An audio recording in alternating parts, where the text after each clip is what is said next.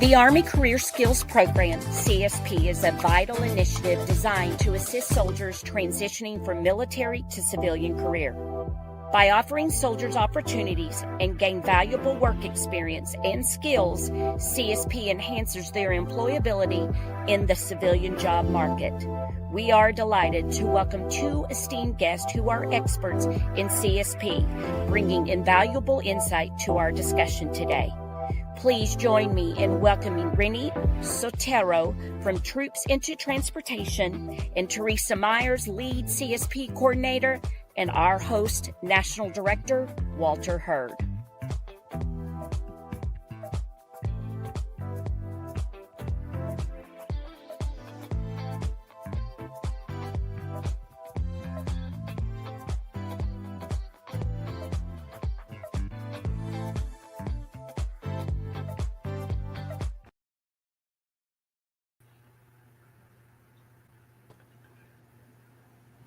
Hey, good morning, everybody. It's great to see you. Welcome for TAP podcast number 14. It's amazing. We've been doing these now for, a year and a quarter or so, and I'm amazed, but they get better and better and better every time, and this was going to be no exception. So far we've got something like 5,500 viewers that tune into this, and they've seen everything from how to dress for success to the veterans benefits, to how do you define yourself post-transition. And we've got another great topic today. Might be the most popular question I get from audiences, which is, tell me about career skills and skill bridge. What is all that? Who does it? How do they do it? Why do they do it? And that's what we're going to cover today. We've got a couple of great experts on that very topic. We've got from MCOM headquarters, Teresa Myers, who's the career skills and skill bridge lead for the Army, basically, and she works at MCOM to oversee the execution Army-wide. And then we've got one of our most successful career skills program partners, the commercial driver's license, Troops to Transportation process with Rennie Sotero here. Both of these folks, by the way, are physically at the great installation of Fort Campbell, Kentucky, where a lot of great soldiers live and work and reside and transition to their next life. So we're really excited to see you two. Thank you for joining us. Really appreciate it. Teresa, I'm going to start off with you. So career skills program, what is it and what's the point? So good morning, sir. Thank you definitely for the invitation. It's my honor to be able to join and talk about something that I'm so passionate about. I've been with the program since the inception, and for 10 years now, the Army has been doing career skills program. And when you hear career skills program and the DoD Skill Bridge program, these are both training opportunities that active duty soldiers can take advantage of during their last 180 days of service. So the goal is for them to get a short internship or some kind of training program to prepare them for the transition out of their installation into the civilian sector. And so it is my joy to work with multiple installations across the enterprise to help them develop their programs and just to see the soldiers successfully transition out of the Army into the civilian world. So let me kind of repeat some of those things back to you to make sure I got it right. So this is for soldiers, any soldier on federal orders, active guard Yes. reserve, mostly regulars, but that's not exclusively the case, of course. Sometime in the last 180 days, that doesn't mean the complete 180 days, but sometime during that last 6 months period, they can do a job. And I think, as the name implies, to learn a career skill, a civilian saleable skill. Does that kind of sum it up? Yes, sir. You got it. Okay, good. Now I've got it as one of my foot pounders. I always have two or three like taking home points, and one of the taking home points for this is shorter is better. So Correct. from the Army's perspective and the soldiers' perspective and the industry's perspective, rather than have a few soldiers do really long CSPs, it's better to have more soldiers do a little bit shorter. And when I say that, I'm still talking kind of 90 to 120 days. So that's a pretty long time.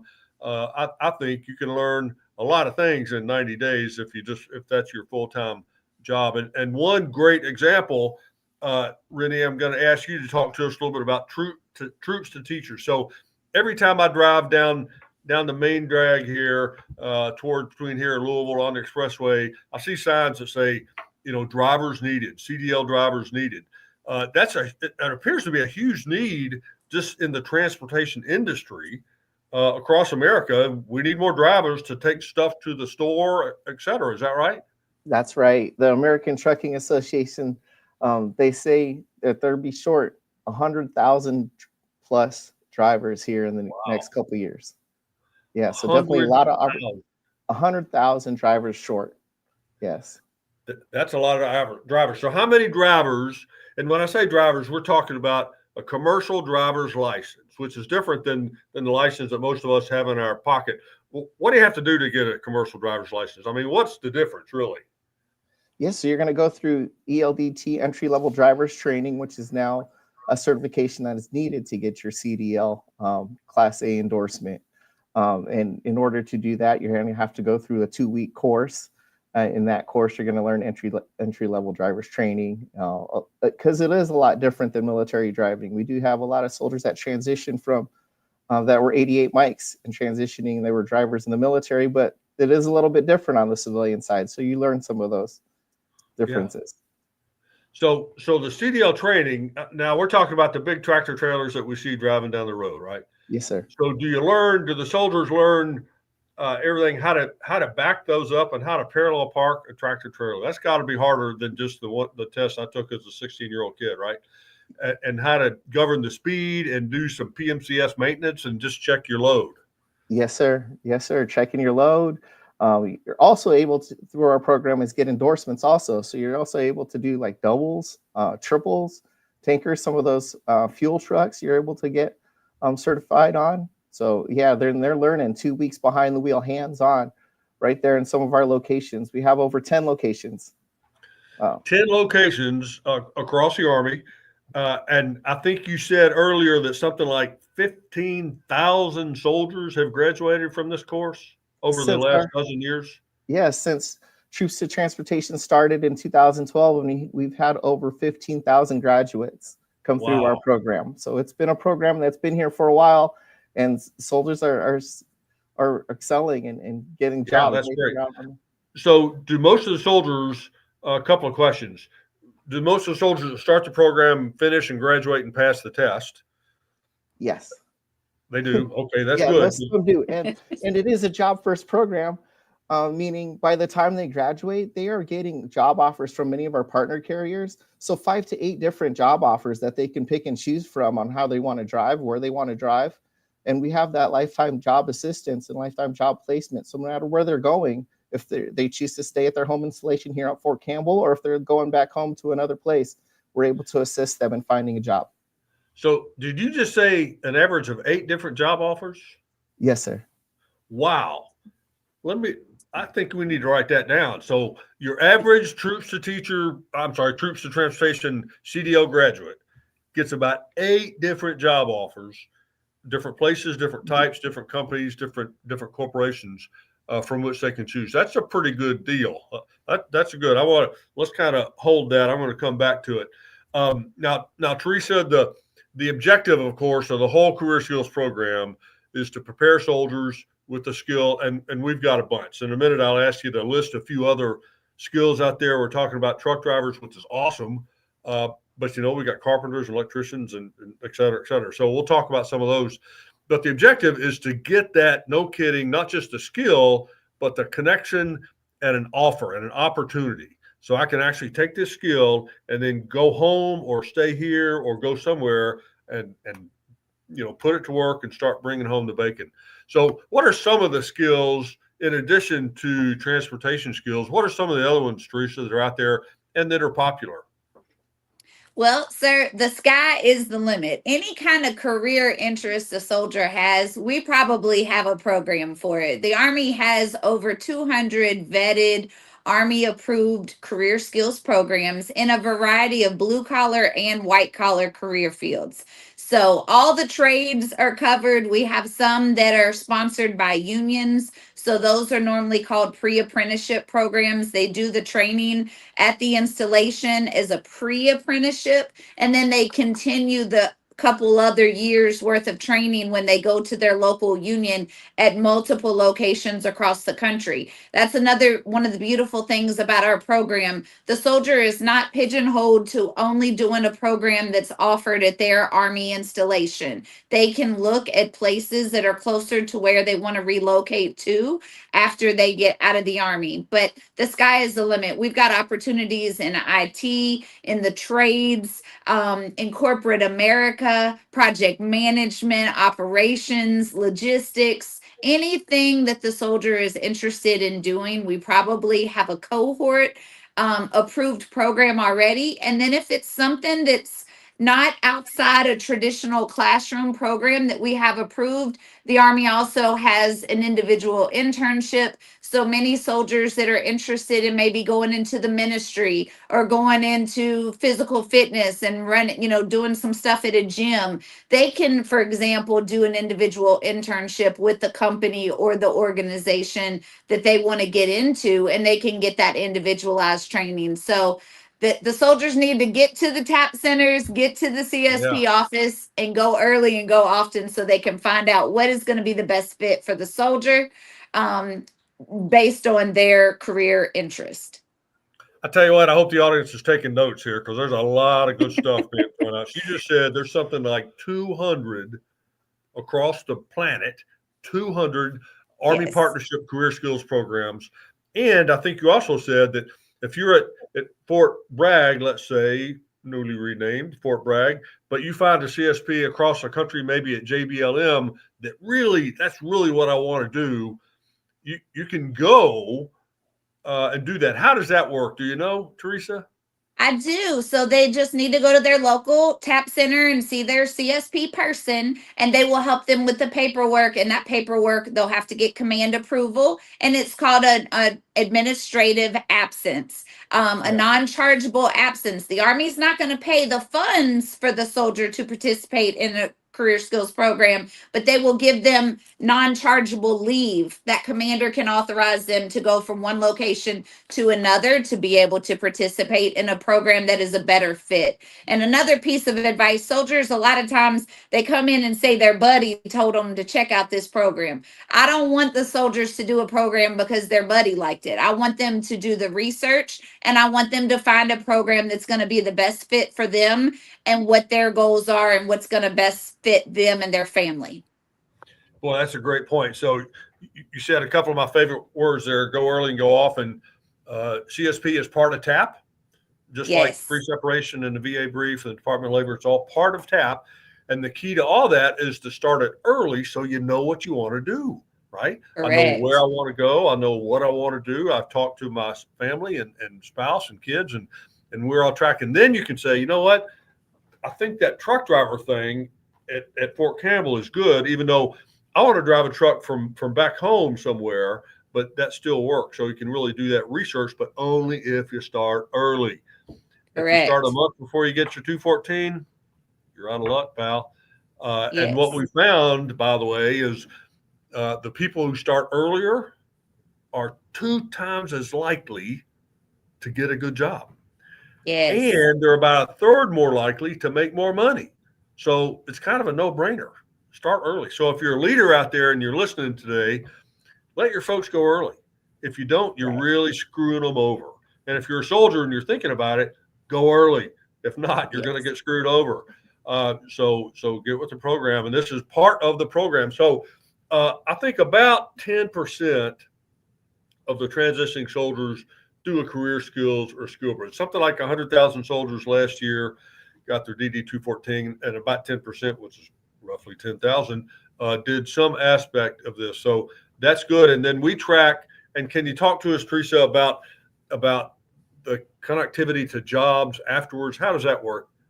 Definitely, sir. So the Army has agreements with all of our Army approved programs, and those employers have to promise that 100% of the soldiers will at least get an interview.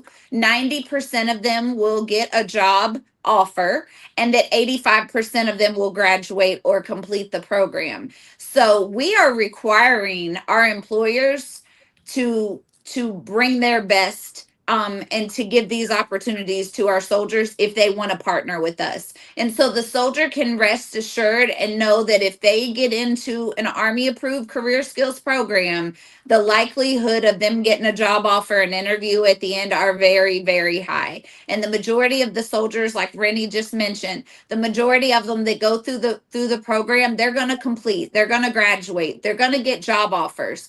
And the soldiers are set up for success. So although it's only 10% that participate in the program, the ones that do, they are truly set up for success. And when they're leaving the gates of whatever installation they're leaving, they are walking out that gate, driving out that gate into their next career that's already set up. So that stress and that anxiety of that transition, it lifts the burdens and it lifts the weight on the shoulders of those soldiers because they already have a plan. They know who their next employer is. They already have the skills to transition. And soldiers do not have to necessarily stay in the same line of work as what their MOS was. We have about 50% of the soldiers that want to do the same thing and about 50% that want to do something completely different. And that's the beauty of the career skills program. They can try out their next career while they still have the safety of getting that Army paycheck while they're figuring out what their next move is going to be.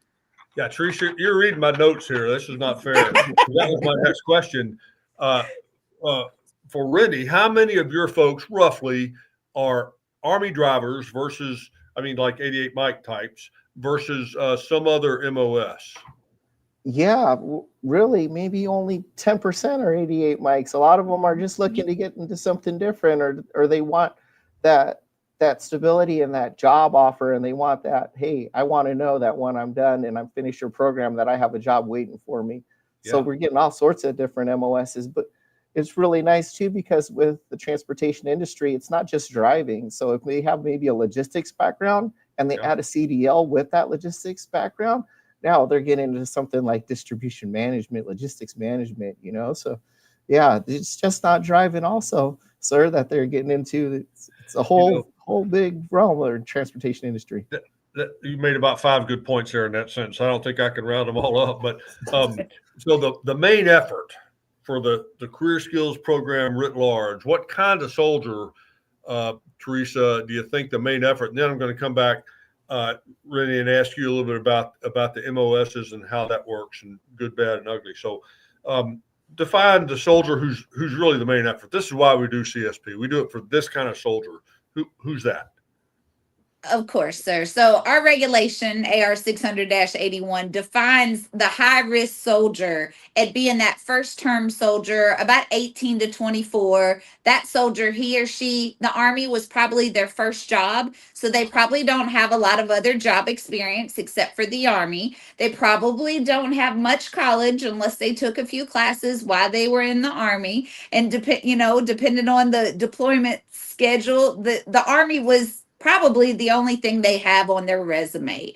And so those high risk first term soldiers, the soldiers that are getting out early for a med board, those are the soldiers that we want to give that extra love to and make sure that we have a wide variety of programs to help those high risk soldiers, because they are the most likely to become unemployed or to have a little bit of struggle, getting their foot in the door in the civilian sector. So that is really the high target group that we were designed to assist. However, we still help all soldiers. Any soldier that is within 180 days, I don't care what your rank is, when you're transitioning from something that you've done for 20 years, 30 years, 15 years, 10 years, and you go into a whole nother world, it can cause some stress. So we want to help all soldiers with their command support and command approval within the last 180 days. But our high risk group is that first term soldier that needs a little bit of extra help to help them get the foot in the door with that first civilian job after the Army. Yeah, that's a great point. So this is open to everybody, everybody yes. With 180 days on active duty. But make no mistake, the objective is to help that younger, higher risk, junior enlisted company grade officer. And I think I saw last quarter, about 60% of the participants were E1 to E6. Yes, sir. Another maybe 6 or 8% were W1s, W2s, second lieutenants, first lieutenants. So pretty much the younger at-risk soldiers. There's a few senior NCOs and senior officers, but not many. Now let's talk, Rennie, about the MOS connectivity between yours in particular, but frankly any of the 200 or so programs that are out there, because industry seems to think that I want to hire MOSs, A, B, C, and D. And they don't realize that these other MOSs can also do that. They just didn't do it in the Army. So you said something like 10% of them, I think, roughly 88 mics. What do you think about the paradigm that a lot of the wrong paradigm that a lot of folks think that your civilian job has to be somehow linked with your Army MOS because that's what you learn how to do and you're wed for the rest of your life? Yes, but you're learning so many different skills while you're in the Army that you are a Swiss Army knife. You can pretty much a lot of what you learned and what you've gained, a lot of those values that you've gotten from joining the Army, any service, you are going out into the civilian world as a Swiss Army knife and being able to adjust. And you're so resilient that you'll be able to fall into pretty much anything that you want to do. And that's what's so beautiful about this career skills program, because you can dabble in an industry that maybe you thought it doesn't fit your MOS, or maybe it doesn't fit for you, but you can take that career skills program and take a couple weeks, take that 120 days and step into an industry that's like, hey, this is something that I dreamed of when I was younger. Maybe I didn't do this while I was in the Army, but hey, now I get a chance to try this and through a CSP. I'm going to tell you just a couple of personal vignettes to help drive that home. Unbeknownst to you, Remy, but I actually went to one of the CDL courses just for a couple hours to visit.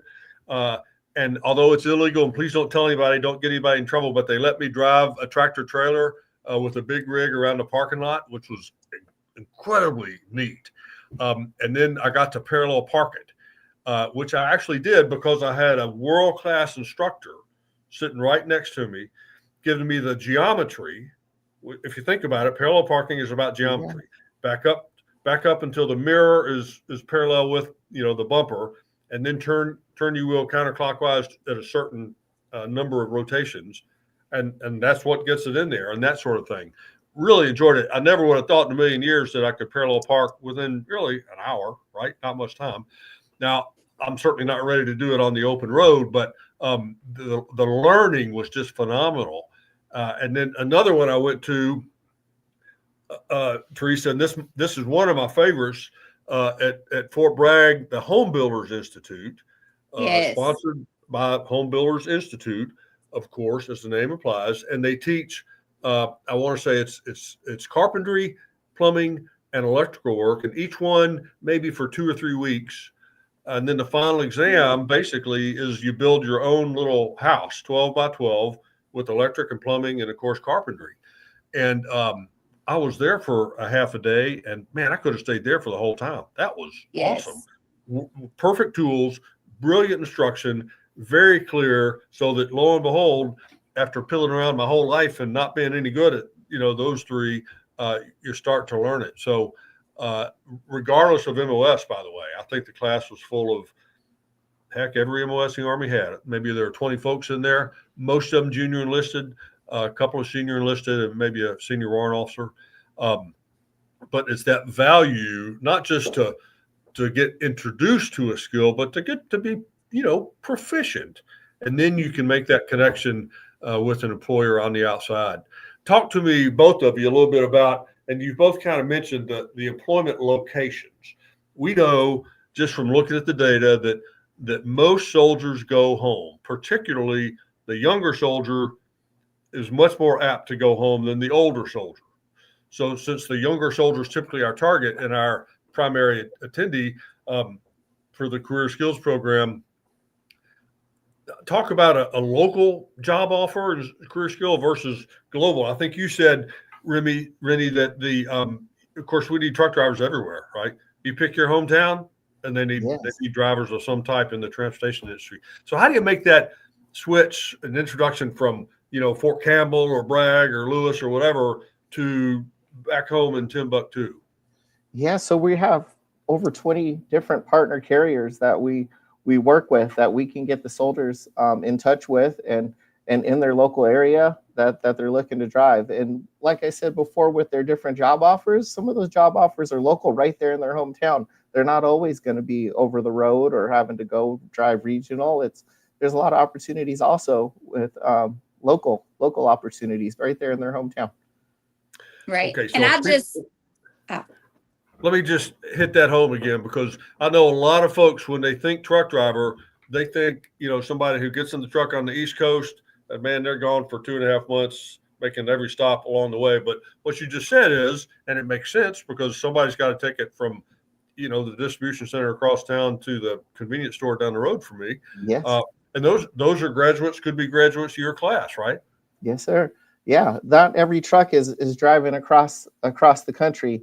As you go on the highway, I've noticed now, I look and I see, does that bid have a sleeper on there? No, it doesn't. That's just a single cab truck. That means that driver's going to be home every night. Yeah, so that's one of those kind of educational things that we've got to work our way around, because that's what you learn. So this is good for those of you who are listening today and you're thinking about it. You say, what? I love driving trucks. I love the big machinery and the diesel smell, but I don't want to be gone for 3 weeks of the month. There's opportunities right down the road at the local store, almost guaranteed. Yeah. Good stuff. Teresa, you were going to say something and I rudely interrupted. Please pardon me. That's okay. I just wanted to add, from the Army's perspective, we are intentional about finding partners that are not just local programs. Now, we have a few throughout the 200 that are more local and regional based, but a lot of our programs have nationwide placement. And we do that because we understand that not all the soldiers want to stay at their installation. Through some surveys, we've found that about a third of the soldiers will go wherever the opportunities are. About a third want to stay where they're at. And then about a third want to go back home, right? So if we can capture and touch all three of those groups, we've done our job. And so by offering programs that have nationwide placement, we're able to, to help all the soldiers no matter where they want to go. And sometimes the soldier will have to make a little bit of a sacrifice. They might not be able to do the training at their installation or where they want to work, but for a couple weeks to do a program and then to have the opportunity to have placement, job placement where they want to go, that's a win-win. You've done a couple of deployments and field exercises along the road. Now is your time to invest in you and your future with that guaranteed job offer at the end. So it's definitely worth a couple weeks of some training, maybe where you might not want to be, for the long-term goal. That's a great point. And the numbers you just read off, a third, that's kind of Army-wide, but we know that specifically for younger ranks, they're much more likely to go home. Oh, yes, sir. I tell you, for those listening from an installation, take a look at your installation and see how many of your CSPs are local versus national. And as she just said, the right answer is a bunch of them need to be national. Because not many folks, particularly the young at-risk folks, not many folks are going to stay, right outside the gate. Some will, of course, but many of them want to come home. I tell you, this is a popular element of TAP. We get a lot of questions, a lot of comments. In the National Defense Authorization Act, which Congress passes every year of the year 2019. So what's that, 6 years ago? They specified that the services may allow their service members to do this, to learn a civilian skill while they're still on active duty. That was a huge bonus, Army DOD wide for everybody. It had some pretty clear stipulations. The soldier can't pay out of pocket. The military won't pay for the training. So that's why we partner with great organizations like Troops to Transportations, the Home Builders Association, sponsored by a consortium of home building industry. We partnered with BMW and Ford and, you name it, all the big industries, and they pay for the training. They pay for the training apparatus, as it were. The Army will typically loan them a building or a classroom or an old motor pool or something like that. And of course, the soldier, the most valuable asset, all the benefits, pay, benefits, entitlements. The soldier is still in the Army. He or she is still assigned to Alpha Company. An Alpha Company is not going to get a replacement until that soldier gets to 214 and they're off. So that's why it's important for Army leaders to really pick that soldier who's going to benefit. Don't necessarily pick the soldier who's already got, 2 doctorates and, all this other stuff. They're probably going to be okay, but pick the one that's really going to benefit, because the number one recruiter for America's youth is a successfully transitioned soldier, right? Nobody listens to the homeless guy under the bridge and wants to do what they did, right? They listen to the successful truck driver or welder or carpenter or plumber or whatever, and do what they did. So listen, I'll give you guys a couple minutes for closing comments. Boy, lots of good information thrown out there, and I hope folks were taking notes.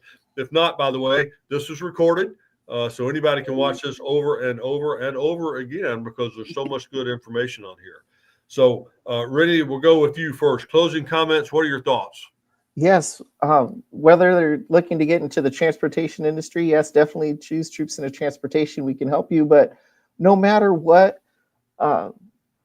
program you choose or which route you want to go, definitely try and take advantage of the Career Skills program. It's just so rewarding that be able to help continue to serve soldiers and help soldiers figure out their way in their transition, but continue to look at different options and ways to go to help have a successful transition. Yeah, you just made a good summation that's applicable to everybody in the TAP space. It's a blessing to get to help soldiers, and it certainly is even for old soldiers. Teresa, what are your thoughts? Closing comments. Well, I will say I am a proud retiree. I retired in 2013. That was before this program existed.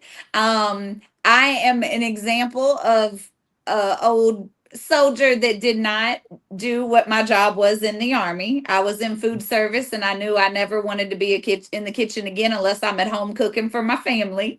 But I decided that my passion was helping soldiers. And so I got the educational requirements. I was able to, get in some contractor positions to be able to get in this position today. So my advice to soldiers is definitely continue to go early, go often, get to the TAP centers, find out about the local job fairs. The networking is key. You need to be active on LinkedIn. You need to start connecting. You need to start your research. It is a full-time job to get a full-time job. And we don't want it to be a job. We want it to be a successful career. That's what our intention is, for soldiers to be happy when they take off that uniform and put on their next business suit or work uniform, whatever that's going to look like for them and their family. So definitely come to the TAP Center, see your CSP person, and then just really go to the SkillBridge websites, the Army CSP website, find out about the opportunities, not just at your installation,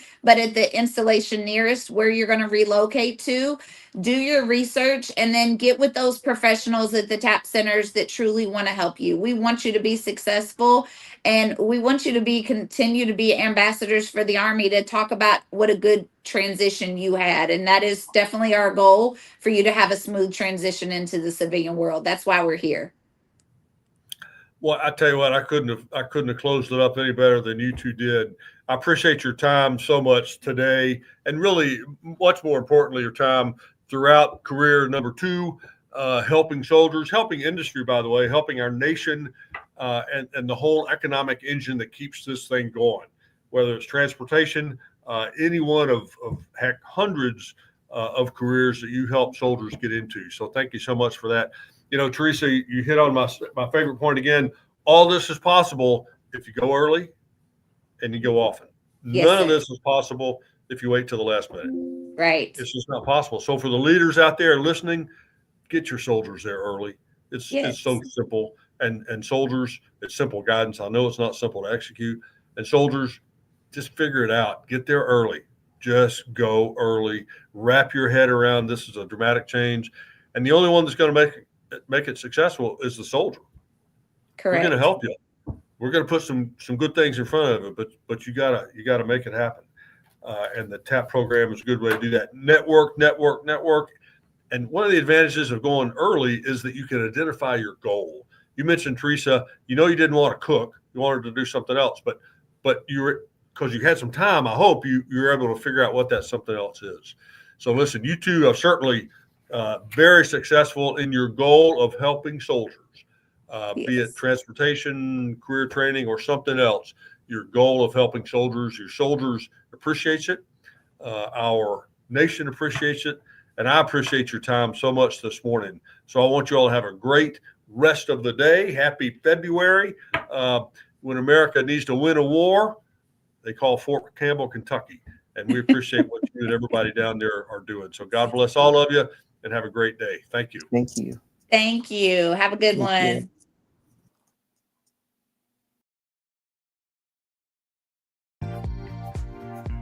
Thank you for joining us for episode 14 of TAP Talk.